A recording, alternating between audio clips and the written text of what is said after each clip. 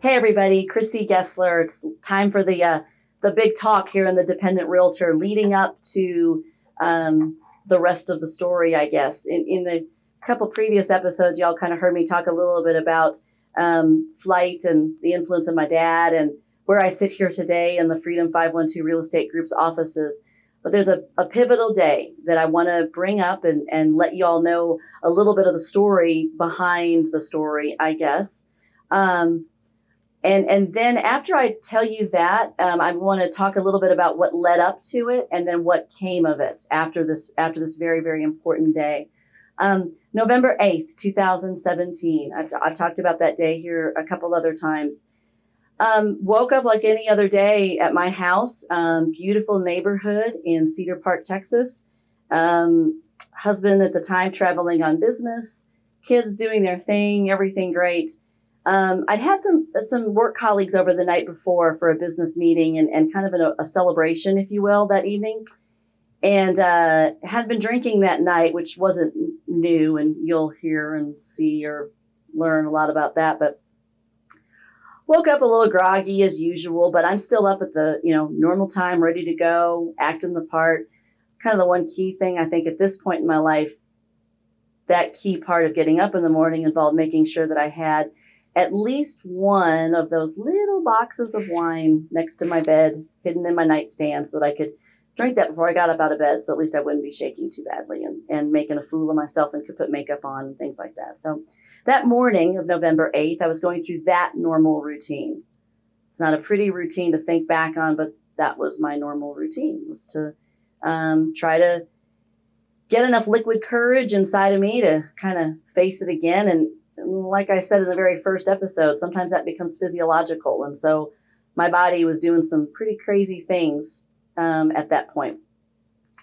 So I found myself that morning just kind of doing my thing, answering some emails, needed to go to the office. At the time, I was a broker at a large firm here in Austin, Texas. In fact, I was one of the part owners of that firm for a short time, and I needed to be there. I needed to be at work just like every other day. Real estate doesn't stop just because you don't feel well or you're hungover or whatever the case may be.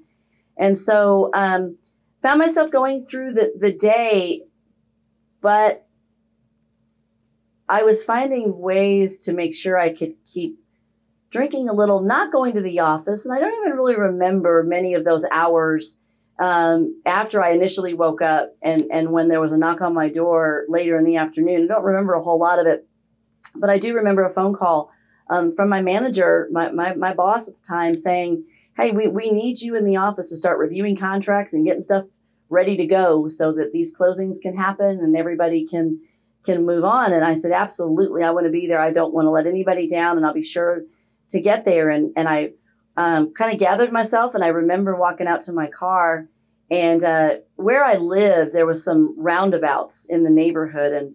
And for some people, those are horribly confusing, and I really don't understand why. Just you kind of enter it, drive around and exit it, and you kind of take turns. Seems to be difficult, though. But there was one of those near my house.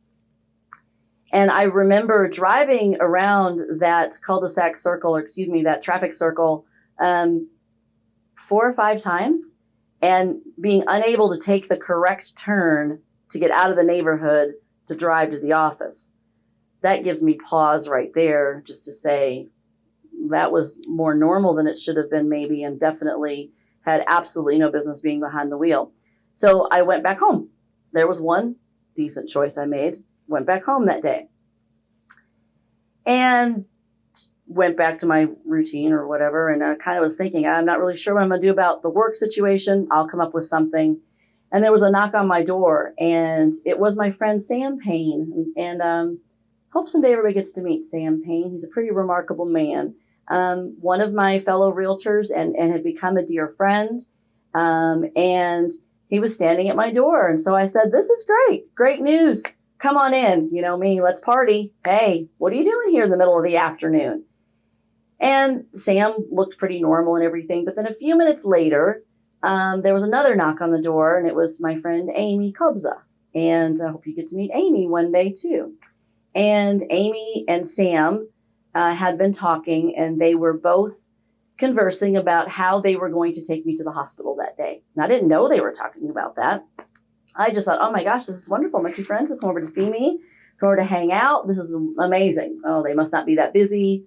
It's incredible. So I let them in, and we went into my kitchen. And of course, I was right there to offer everyone a glass of wine to go along with the one I was already drinking. And they both looked at me and said, we think you need some help. We think it's time you go to the hospital. And I remember going, maybe, I don't know. In this then state of utter confusion that was kind of washing over me, my youngest son had come home from high school to get something or maybe go to practice. I don't exactly remember. And he knew I was upset. But after a little bit of conversation, I agreed. I agreed to go ahead and go to the hospital. But I did one thing before I agreed to go with them, and that was go on back to my room. And of course, restroom, freshen up, brush my hair, change clothes, and be sure to finish drinking the bottle of wine that was hidden in the closet from the night before, because I had a feeling that was probably going to be my last drink. Pretty solid chance. So I remember driving to the hospital, Seton Northwest Hospital here in Austin, and Sam was holding my hand as Amy was driving me there, and they checked me into the hospital. Initially, I remember being most upset that I was going to miss the Country Music Awards that night, and that it better be on the TV, or that I better at least get out of there quickly enough. For those of you that know me back then, Luke Bryan was kind of everything, and he was going to be on TV, so I didn't want to miss that. So checked me into the hospital, and then I heard outside the curtain, I remember at one point, they're obviously beginning the detox process at that point, and my mother, who lives here in Cedar Park, had been called, and she'd come over, and I heard them start talking about rehab out in the hallway, and I thought, huh. But at that point then, I was beyond intoxicated and under the influence of the drugs there at the hospital there to help me start the detox process. So long story short, my mother ended up driving me to the rehab facility here in Austin, promptly checked me in, and that's when my life promptly changed. Everything changed that day. And in that day, I had a real rude awakening, but one that for some reason I openly welcomed. Before that, in the months before that, there had been a couple of other times where I'd outcried for help and nobody listened and nobody knew what to do. And those that maybe had concerns didn't know what to say. So we're going to talk about that in some future episodes, identifying someone that may be in need and you can't afford not to say anything or do anything. And I learned that lesson because I have 2 people who did something and said something, and that was Amy and Sam. And so we'll talk more about that, though, in terms of trying to identify and actually help somebody, even if they're strong-willed and stubborn and act very confident and independent. Not always the case. So long story short, that was the beginning of quite a revelation. And I remember walking in. You got escorted upstairs by an officer.